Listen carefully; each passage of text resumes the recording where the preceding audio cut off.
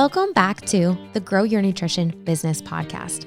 At Healthy Steps Nutrition, we believe something as fundamental as nutrition shouldn't be complicated, which is why we focus on a simple, habit-based approach when working with clients. We help gym owners and coaches build successful nutrition programs without reinventing the wheel. I'm your host, Nicole Aucoin, registered dietitian and founder of Healthy Steps Nutrition, CrossFit HSN, and HSN Mentoring. I'm also the author of the Basics of Nutrition Coaching CrossFit Preferred Nutrition course. I'm going to teach you how to take one step at a time to build a successful nutrition program where you finally feel confident when talking about nutrition to your members and your communities. Last week actually marked a decade of me being a dietitian. It's funny, going to school as a dietitian or even taking an online nutrition course doesn't give you all the tools you need to deal with every situation when working with nutrition clients. When I started Healthy Steps Nutrition in 2012, there wasn't a blueprint of what I needed to do to really help clients make lasting results and meaningful change. In school, we learned all about how to manage disease and very little about motivational interviewing and habit-based coaching. Over the past 10 years since building HSN and becoming a dietitian, our nutrition coaching program has gotten simpler and simpler. It's almost too easy, and that's the way we like it. There's so much stress going on in this season. The last thing your clients need is something complicated to follow or a super restrictive diet. In this episode, Ashley and I go back at the top 4 mistakes we made in a combined 25 years of experience working with nutrition clients. These are mistakes that we see every nutrition coach make, which is why we added a coach's evaluation as the last step of the training process for HSN Mentoring. I would rather new coaches get nervous and overcomplicate things with a dietitian on our HSN Mentoring staff than with their first paying client. Coaches graduating the training are feeling so much more confident and ready to help clients because they are using a system that is guided, tested, and proven, helping over 35,000 people worldwide. We'll get to this episode on the top 4 mistakes in just a minute. Did you know that HSN Mentoring turns off the ability to sign up for mentoring the last 2 weeks of the year? We don't want gym owners and coaches to sign up and rush through the training and have a poor launch of their nutrition program in January. We want to ensure that we are giving everyone in training the individualized support they need before launching their programs in January. Most gyms will launch with a nutrition challenge at the end of January or the beginning of February to recoup the cost of the initial investment, gain buy-in from existing members, and take advantage of those people who are ready to commit in the new year. HSN Mentoring provides a turnkey solution so that you can save time and not reinvent the wheel when it comes to building a nutrition program from scratch. HSN Mentoring starts with a training process that takes about 30 hours. It includes online modules, homework, and 6 mentoring calls. The training teaches you how to set up a nutrition program, how to market your nutrition program, how to coach clients using a habit-based approach, and most importantly, retain them. Lastly, we teach you how to run a successful challenge and convert clients to ongoing coaching after the challenge is over. We provide you the systems, the framework, and even the access to the exclusive HSN app, which is where you'll manage clients. Now, enjoy this episode on the top 4 mistakes new nutrition coaches make when working with clients. Ashley Osterman, welcome back to the podcast. Thanks, Nicole. Always a pleasure to be here. Today we are talking about the top 4 mistakes new nutrition coaches make when we are starting to work with clients.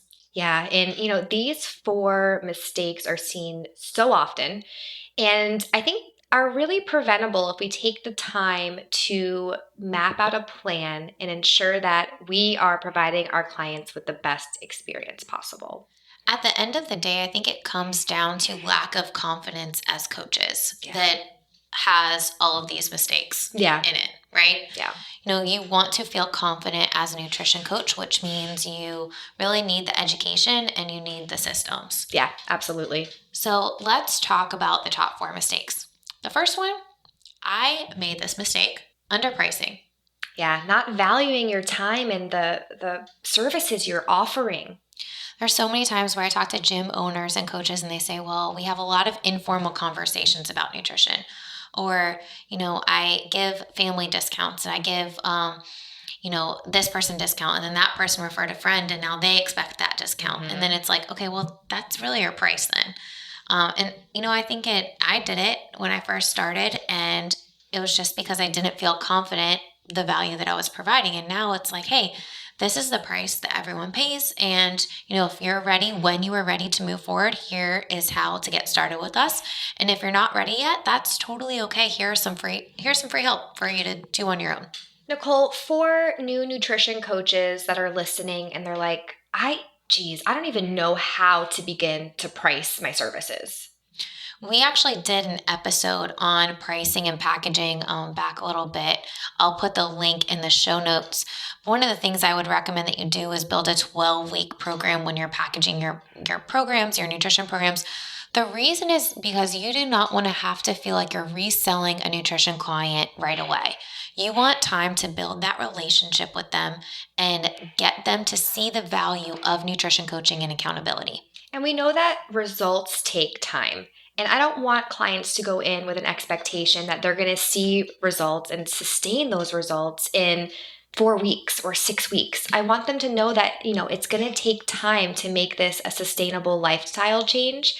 And it's a simple habit-based approach that they are going to be able to be successful with in the long term. Absolutely. So you want to make sure that you're pricing your services appropriately. And if you're a gym, you want to make sure that you're pricing your nutrition and fitness options appropriately so that you can pay a coach and still make some revenue. Like, we're in the business of helping people, but it's still a business and your business has to be around to help people. Yeah. So you want to make sure that you're pricing appropriately. At HSN HQ, we charge $179 per month for 3 months is the lowest package to get started with nutrition coaching at our gym. It goes up to $299 per month, and it really is tiered based on accountability and support, not the type of nutrition coaching that someone is getting. I would say the average gym charges between $139 and $179 per month for 3 months, and then it goes down a little bit after that.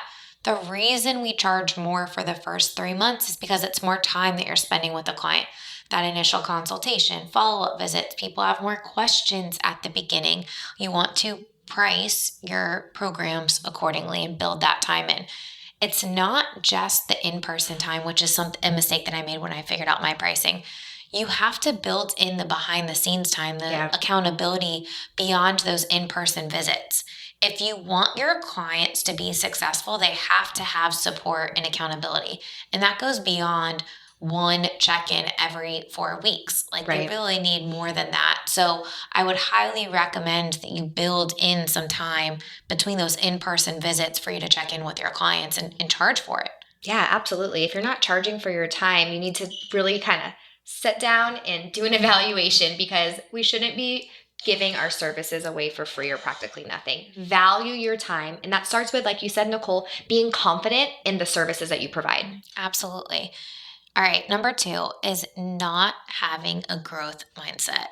I think as nutrition coaches, we are in this business to help people. And one of the things that make great nutrition coaches really stand out is that they are always trying to grow. They're always learning. They're always asking questions. They're always practicing. And they understand how to keep it simple for their clients so that they can see success. You're never going to get more tools in your toolbox if you don't have a growth mindset. And I look back at how I started Healthy Steps Nutrition and what we told clients. The foundation of the program has always been the same. We want people to eat real foods. We want them to create a lifestyle. But if I didn't really listen to feedback of my clients and figure out what worked well, what did not work well, and make sure that we adjusted the did not work well so that it started slowly working better and better, the program would never be where it is today. Yeah. So you have to have a growth mindset, which means you really need to invest in your education. Yes. You have to surround yourselves by people that are doing better than you. Having a mentor, and gosh, I have 3 different mentors that I talk to on a regular basis. And the reason is because I know there are things that I can improve on. Yeah. We should always be thinking of how we can improve, how we can get better, how we can support our clients better.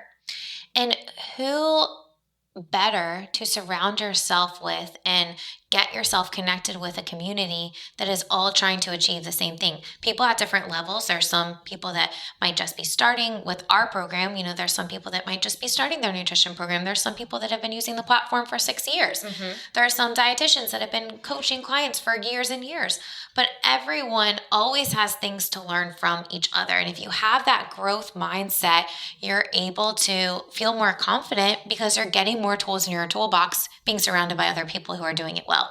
And I think the client feedback is such an important piece of the puzzle, making sure that we're sending out surveys, we're asking, what we can do to improve, what worked well, what could have been better, getting that constructive criticism and looking at how we can improve our systems and overall improve our client experience for the better. When I talk to dietitians in particular, so many type A dietitians, right? You want everything to be perfect before you release something. And they never end up starting a business because they're too scared that it's not going to be perfect. Right. Your version 1 is never going to be perfect. No. And that is totally okay. But you have to have version 1 to get to version 20. And, I think with social media, it's so easy to compare yourself to other, more successful quote unquote nutrition coaches or dietitians or gym owners. But the truth is you don't know what they've done to get to where they're at. And Right. Only one thing is shown on social media, only the best, the highlight. So, give yourself a little grace. But if you go in with a growth mindset, you're going to be able to improve and constantly get better. Yeah. Growth mindset is one of the greatest things that you can do as a nutrition coach or as an owner to continuously evolve your business and, eventually get more clients. I think one of the biggest things I've learned is, and we always go back to this whenever we update education, we're like, is this the simplest way possible we can teach this? Yeah. Is there anywhere that there could be confusion? Because if there is confusion, then we need to make it simpler. Yeah. We don't want to overcomplicate or make things that are way too hard to understand because then the message is going to get lost. The goal of the education is lost.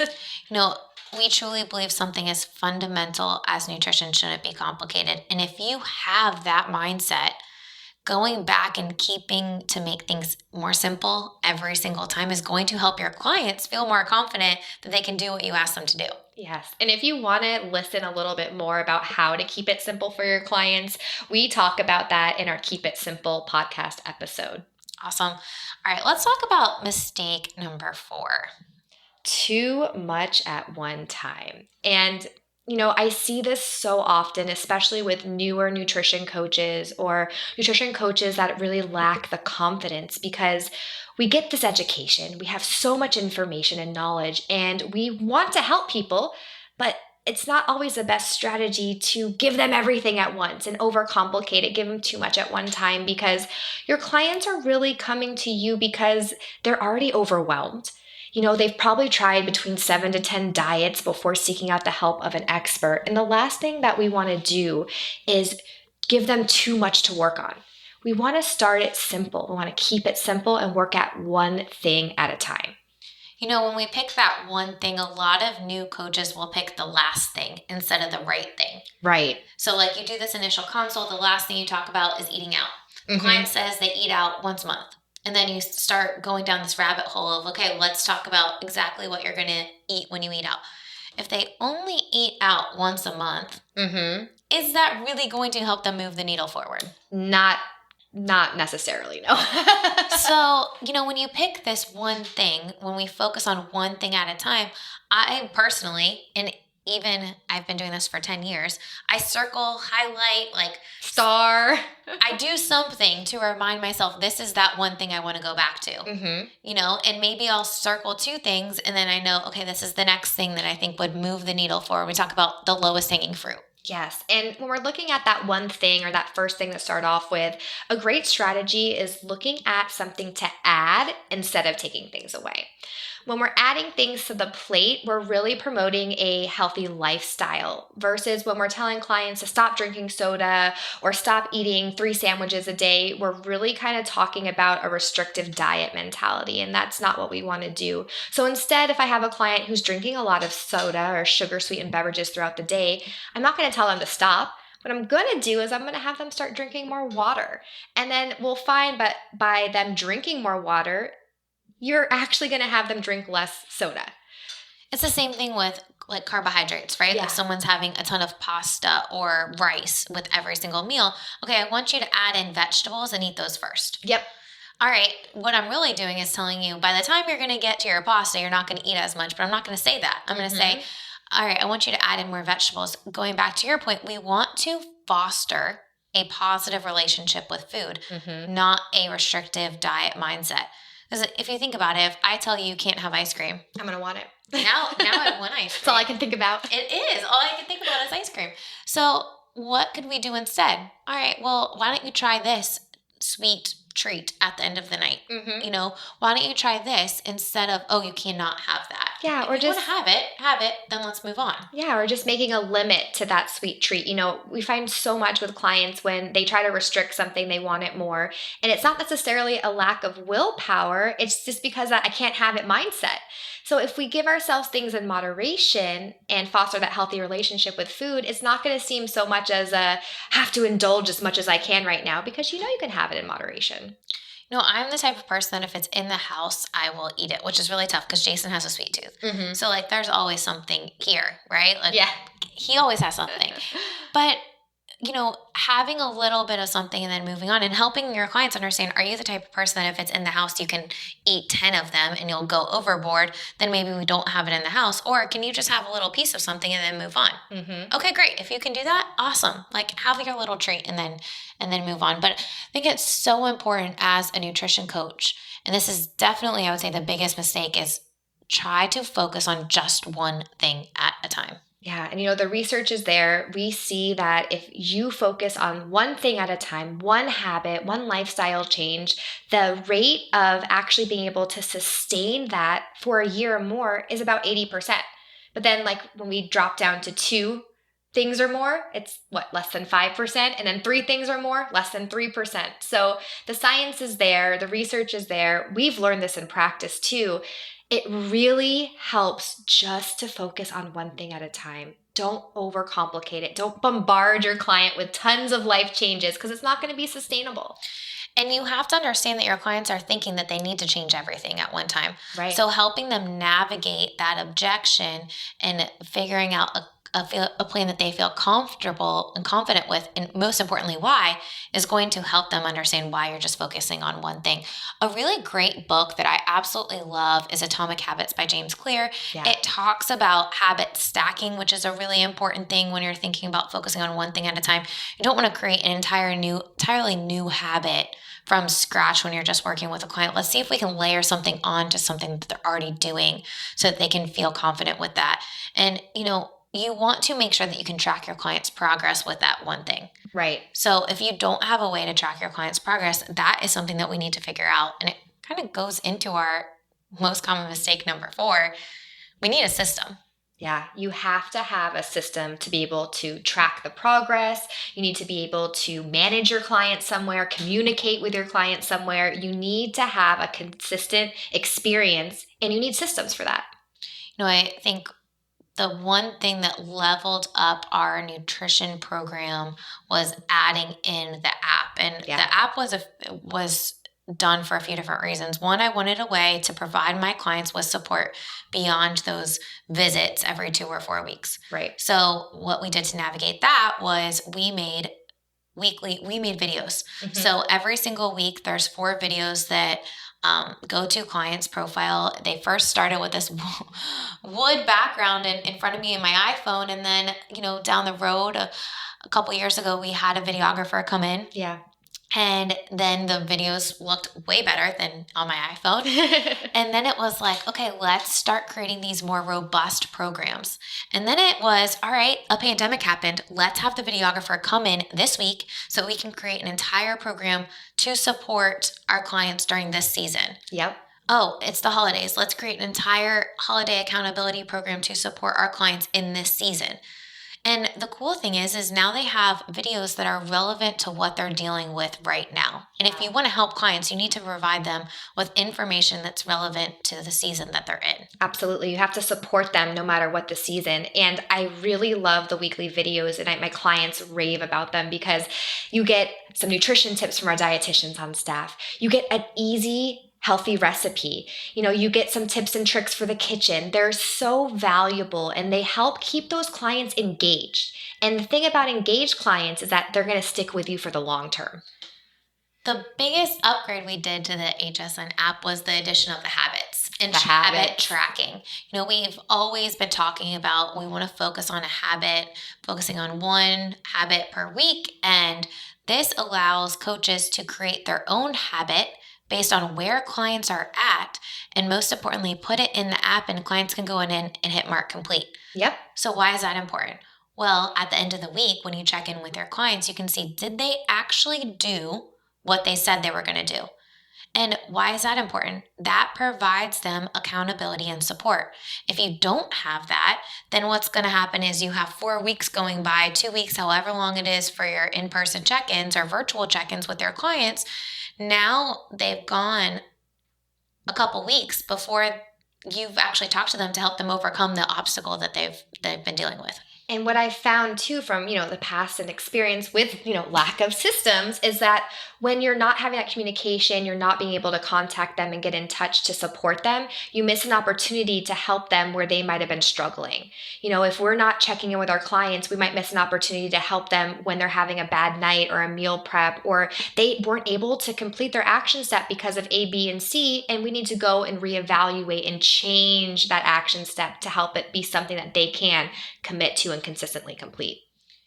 Your goal as a nutrition coach is to keep your clients accountable, and you need a streamlined way to do that so that you don't feel overwhelmed with only 10 clients.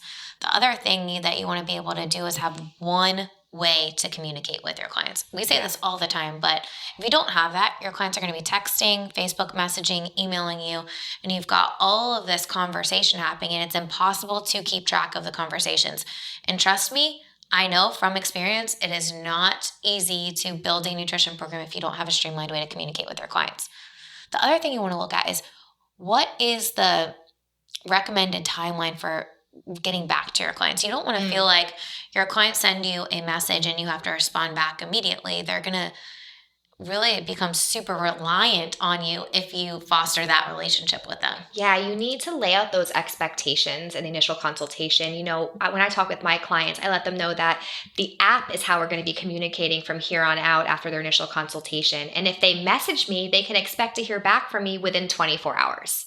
I think that's such an important part because you want to make sure that you are communicating with your clients consistently, providing them feedback, but you're not the on-demand nutrition coach. That's just not feasible to scale. You don't have time for that. Yeah, you cannot scale and grow your business being on demand. One of the things that I think is important too is being able to track some notes and track biometrics within the app. Yeah. Which is helpful because, during a season where we were seeing a lot of clients virtually, not from the office, it was easy for me to go in from my home computer and see where the client was at because it's all on an online dashboard. Yeah, another thing that's really great too with me and some of my clients is that the HSN app integrates with MyFitnessPal. So I would have some clients that, log their food, and it's a really great way for me to go in and see what they've been eating and provide them feedback. So obviously the HSN app is the way we manage the structure our clients, but let's talk about nutrition coaches who are not part of the platform. Yeah. Like how can they work with clients? I think, one thing that's super easy to do is set up a Google Sheet. Yeah, spreadsheet. For your clients. So set up a Google spreadsheet for your clients so that you guys can go back and forth in one place and it's always constantly updated. You can have, one sheet for your client and then track their biometrics in there, have notes in there, have weekly habits in there that are customized to them. It's not automated. it's going to be more time and manual work, but at least it's one platform to manage your clients that way. The other thing you want to do is make sure you have a scheduling software to have clients book with automations in there. Yeah. So we use Acuity.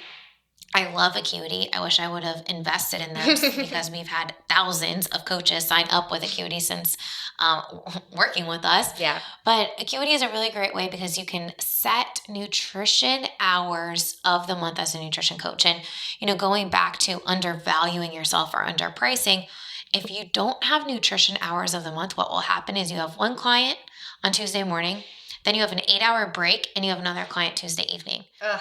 Who wants to do that? It's tough, right? Yeah. You're not valuing your time. Then you end up just wasting a bunch of time. And when you calculate your hourly rate, it's not very good. So instead, what we recommend is that you pick a 4-hour block once per week that you have clients book in. As those hours fill up, add more hours to your nutrition coaching hours of the month. Yeah. Saturdays after our morning classes are always the first hours to get filled, but doing afternoon and morning hours so you reach different clientele would be helpful for you. Yeah, have kind of scattered availability, I think, is one of the best strategies we found with our HQ nutrition coaches. The other thing as a nutrition coach, another tip that I would recommend that you do is schedule follow-up visits during consultations. This took me way too long to figure out, and way too many clients fell through the cracks because I did not do this. So schedule your follow-up visits. This goes for challenges. This goes for initial consultations. You always want a follow-up visit on the books. Yeah, and that's really important because 1, you have that on the books for your clients to come back. And 2, they have like an end goal. They know that they're working on this and they're going to see you here. It's on the books and it helps them, really make sure that they stay on track a little bit more when they have that next date on the books. It's going to help you decrease the amount of clients that fall through the cracks. Absolutely. When you have those follow-up visits on the book. So make sure you do that. Ashley, to recap, talking about the 4 mistakes, the first one is undervaluing and underpricing yourself as a nutrition coach. You want to make sure that you're valuing your time and that you're pricing your programs appropriately so that you are able to help more people and not have to have 1 million clients to make a full-time salary as a nutrition coach. Yeah. Number 2 is you want to have a growth mindset. So not having a growth mindset and not investing in yourself, continuing education, surrounding yourself by other coaches who are already where you want to be. Mm-hmm. If you're the smartest one in that room, you need to go to a different room. I love it. You have to surround yourself, have that growth mindset. And it's okay. Like, get out of your comfort zone. You don't have to be perfect, but you're never going to get better if you don't push yourself outside of your comfort zone.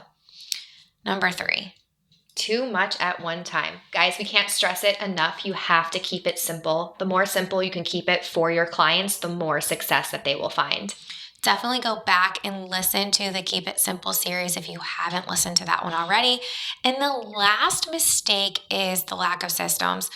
If you do not have systems, this will by far be the toughest way. You're going to have such a struggle trying to scale your program because you're recreating everything from scratch every single time. It takes time to create those systems, or if you don't want to reinvent the wheel, go ahead and book a free call with us and you can use the system that we provided for all of our mentoring clients and coaches. But the goal really here is we all have this passion for helping people, and there are so many people out in the world that need help with nutrition coaching.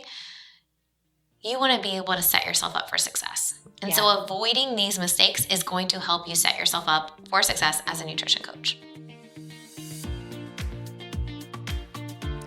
So many nuggets in this episode. I think every single nutrition coach, as you're listening, or even gym owner can say, yep, I've made that mistake. Yep, I made that mistake. And you know what? That's part of owning a business. But the best businesses make mistakes and then they learn from them and they do better. Having that growth mindset is so important. What worked last year isn't working right now. And it definitely didn't work in those middle months of 2020 when we were forced to move to a virtual platform. As a business owner, as a nutrition coach, you have to have a growth mindset. You have to learn and figure out how you can improve your experience to not only retain your clients, but also provide an exceptional world-class experience for them. As a nutrition coach, I think the number one mistake we see is overcomplicating nutrition programs. You really have to keep it simple when you're working with clients. And I make it a goal for myself, for clients to say, that's it. That's all you want me to do. And month after month, clients come back and they say, hey, this is the one thing I want to work on. Can you help me with this one thing? Whether it be some different balanced snack ideas or ways to get in more protein for breakfast. And we talk through different strategies, things that they're going to actually do. And one of the other things we make sure that we do at the end of every consult is, how confident will you feel leaving this office that you can actually do what you say you're going to do, or leaving this virtual consult? We want clients to say at least 90 to 100% confident. Otherwise, you might be overcomplicating it, even if you don't think you're overcomplicating the plan for them. As a nutrition coach, you have to keep it simple. If you enjoyed this episode, please rate, review, and share this podcast with a friend. Don't forget to subscribe so you don't miss an episode again. Next week, we will be talking to Adam Feit from Precision Nutrition. I love working with these guys. They have built a really great course. I've been through it. Many of our coaches at our HSN HQ have been through it. We even get a discount on the course for our HSN Mentoring clients. And anyone can buy the course, open access at any time through our link. But Adam and I are talking about why we focus on a habit-based approach and working with athletes, athletic performance. And of course, he has 2 young kids. We just released this cookbook. We talk a little bit about kids' nutrition. Make sure you tune in to the next week's episode with Adam Feit from Precision Nutrition.